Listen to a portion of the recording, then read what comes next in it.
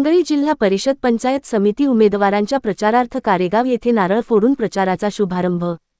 परभणी जिल्हा परिषद व पंचायत समिती सार्वत्रिक निवडणूक 2026च्या अनुषंगाने प्रचाराची रणधुमाळी सुरू झाली असून आज दिनांक जानेवारी 30 रोजी पिंगळी सर्कलमधील जिल्हा परिषद गटाच्या शिवसेना शिंदे गटाच्या उमेदवार पूजा अनिल सावंत व पंचायत समिती गणाच्या उमेदवार सविता प्रसन्नजीत गांधारे यांच्या प्रचारार्थ सर्कलमधील कारेगाव या ठिकाणी शिवसेना शिंदे गटाचे युवा जिल्हाप्रमुख अप्पाराव वावरे यांच्या हस्ते प्रचाराचे नारळ फोडून प्रचाराचा शुभारंभ करण्यात आला। यावेळी कारेगाव येथील ग्रामस्थ व पिंगळी सर्कलमधील शिवसेनेचे पदाधिकारी व कार्यकर्ते मोठ्या संख्येने उपस्थित होते। यावेळी उमेदवारांनी माध्यमांशी प्रतिक्रिया देताना सांगितले की पिंगळी सर्कलमधील रखडलेला विकास हा मुद्दा घेऊन आम्ही निवडणुकीच्या रिंगणात उतरलो आहोत, ज्यामध्ये प्रत्येक गावातील पांदण रस्ते, विद्युत पुरवठा, पात्र शेतकऱ्यांना सिंचन विहिरीचा लाभ मिळवून देणे, स्वच्छ गाव सुंदर करण्यासाठी शासनाच्या विविध योजना राबविणे, बेरोजगारासाठी स्वयंरोजगार मार्गदर्शनाच्या मेळाव्यातून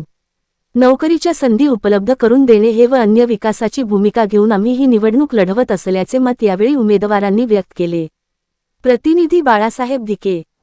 आज सांगायला गेलं तर तुम्ही पाहत असतान की आमचे जे उमेदवार आहेत की सर्वसामान्य उमेदवार आणि सर्वसामान्य घरातील आहेत।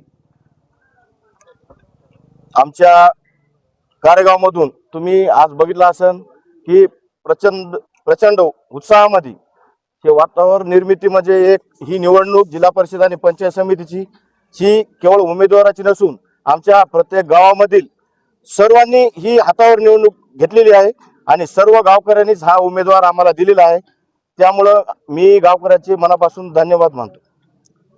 की मागच्या 4 वर्षाच्या कार्यकाळामध्ये जिल्हा परिषद असेल, पंचायत समिती असेल, प्रशासकीय काळ होता आणि या अनुषंगाने मागील अनेक विकास कामे रखडलेली आहेत।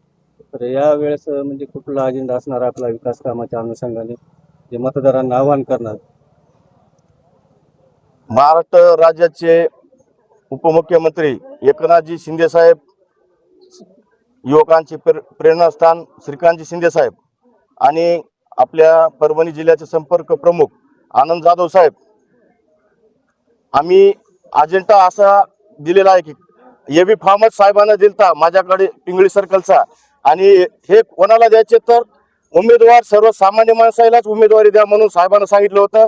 कारण सर्वसामान्य माणसंच हे जनतेचे काम करू शकतात आणि आम्ही एक अजेंडा असा ठेवलेला आहे की कारेगावचा असो, पिंगळी सर्कल समजा असो लगन, तर आम्हाला साहेबांना निवडणुकीच्या अगोदरच जवळपास कारेगावसाठी एक 12 कोटी रुपयाचा निधी उपलब्ध करून दिलेला आहे आणि काम सध्या चालू आहे। आम्ही आमच्या शिवसेनेची खरी ओळख अगोदर काम आणि नंतरच आम्ही मत मागतो आणि हे जनतेला सर्व माहिती आहे।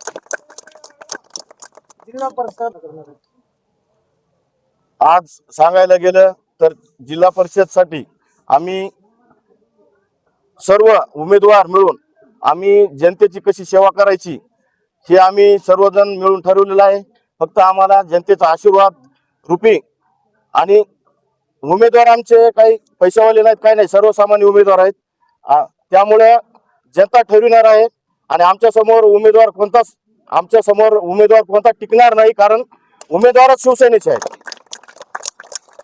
या ठिकाणी आम्हाला सरपंच अप्पाराव यांनी या ठिकाणी आमंत्रित केलं आणि गाववाल्यांनी आमंत्रित केलं।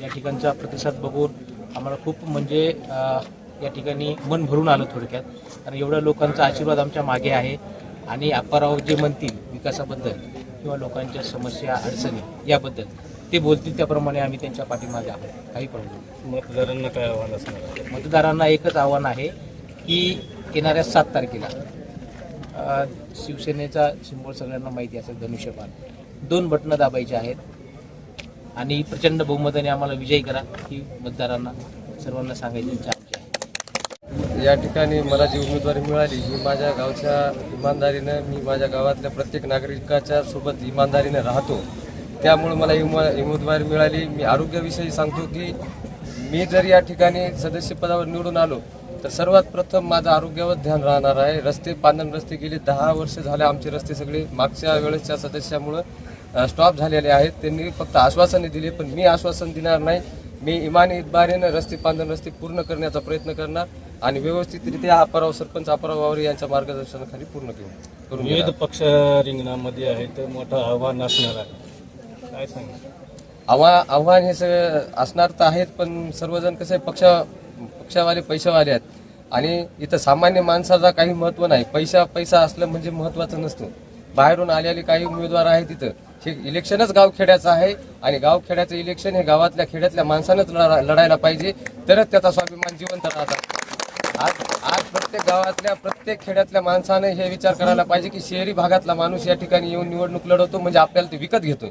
आपल्याला त्याच्यासोबत विकत जायचं नाही, तर आपला स्वाभिमान आपल्यासोबत ठेवायचा आणि आपल्या गावचा विकास, आपल्या सर्कलचा विकास, आपल्या गणाचा विकास कसा होईल याच्याकडे लक्ष द्यायचं आणि स्वतः भूमिपुत्राला निवडून द्यायचंय. एवढंच मी आवाहन करतो सर्व जनतेला.